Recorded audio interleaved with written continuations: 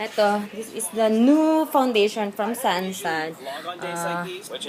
Ano siya, stick siya na merong 2-in-1 foundation stick.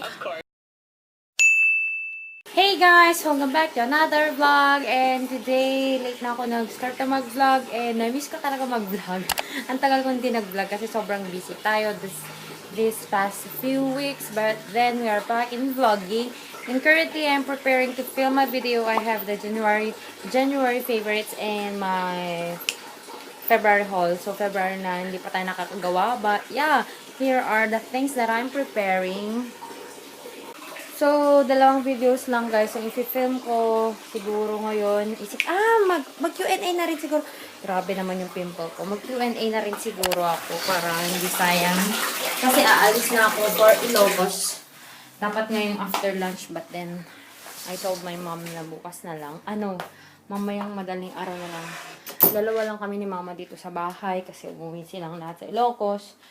Ayun guys, ang daming ganap na nangyari na hindi ko na naipakita sa vlog. Ganyan. So, yeah. I'm gonna take a bath and then mag-film na tayo. Grabe ang ngarag ko. Okay, bye. So, yeah. Sabi ko, maliligo na ako, pero aayusin ko muna itong toothbrush na to para magamit ko habang after ko maligo. So, let's open this one. This is from Vital Health. Magkano ba to? Parang $20 lang. Bigay naman to ni grandma ko. Si grandma ko kasi ano siya, pag nagbibigay siya, yung mga ganyan, mahilig siya sa mga toothbrush, vitamins, ganun pang health talaga si grandma ko. Yung mama ni mama ko. Grandma ang tawag namin sa kanya. Ito madami. Huwag kang masisira. Ang dami niyang heads. Ang dami niyang extra. Diba good for 3 months lang dapat yung natin, toothbrush natin. So meron pa siyang extra na 2 brushes. Nilapag ko na talaga siya.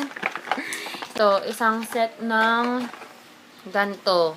So, tingnan natin ano ba tong laman niya. Meron siyang number 1. Ang claims niya, removes plaque, reduce gingivitis, reduce tooth decay, prevent gum disease, remove particles between teeth. Remove surface stains. Maganda siya. Clean along the gum line. Maganda. Parang hindi ka magka-gingivitis. Clean below the gum line.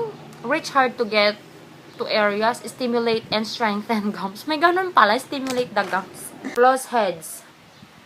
To gently clean between the teeth and below the gum line. Hindi ko itong magagamit kasi diba naka-braces ako. Ito, paninis naman siya sa mga in-between teeth, crowns, and sa braces. Kaya ako nagustuhan kasi meron siyang nabanggit na braces. So, yun. I'm getting ready, guys. And nanonood ako ng vlog ni Will Dasovich. Kasama na si Baninay. Asan na yung Sansan na Sansan na foundation. I'm going to use that.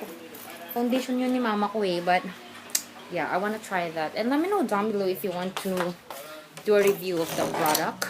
I got it. Nirinig si mama ko. Ito, this is the new foundation from Sison. Ano siya, stick siya na merong 2-in-1 foundation stick. Will, you're so noisy. Para siyang yung mga barkado, ayan, meron siyang ganyan. Diba? Parang ubos na yung itsura. And then, it has a brush. So, maganda to pang travel. Ay, nagre-review na ako. I just finished filming my January favorites, guys. And, ayan na sila. So, I still need to film my February haul na lang siya. So, yeah. Darating daw yung mga grandparents ko sa mother side. And actually, last week, this week, yun nga, galing akong airport.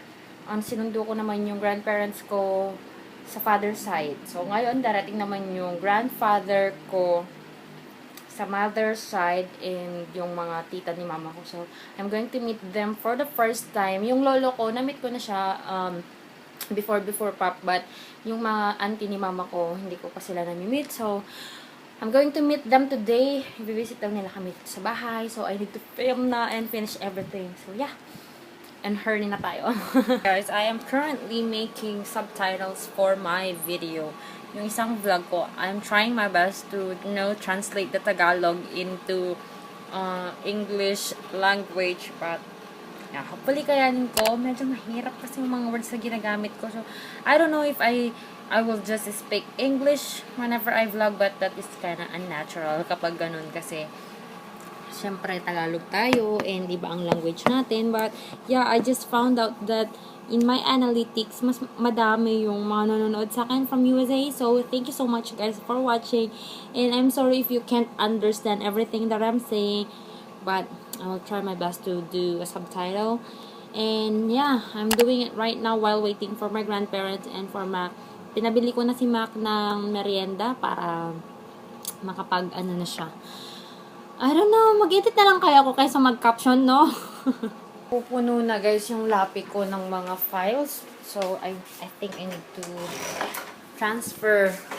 Wow, naka-aircon. Mayaman! I think I need to transfer the files sa ano muna, sa ano ng kapatid ko, external hard drive niya. Gusto ko nga bumili ng ganito eh. Hi, Alpine! Andito si Alpine. Alpine! Alpine! Alpine! Alpine! Say hi! Alpine! Alpine! Lululululu! Lululululu!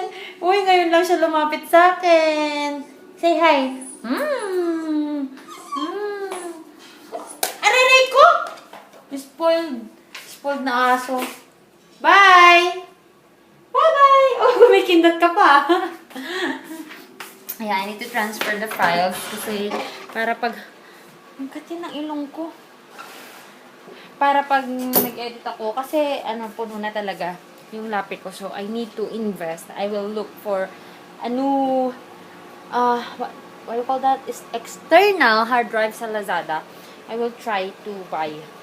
Diyan na sila guys, sila lolo ko. Nahiya ako, si lolo ko lang kasi kilala ko eh. Tapos yung isang lola ko na nasa Visayas nung nag-medical mission kami. So, yeah, naantay ko na lang si Mama.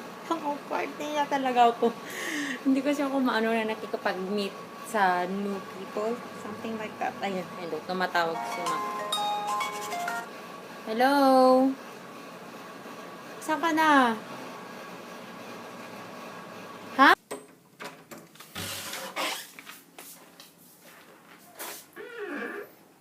Hi. You okay?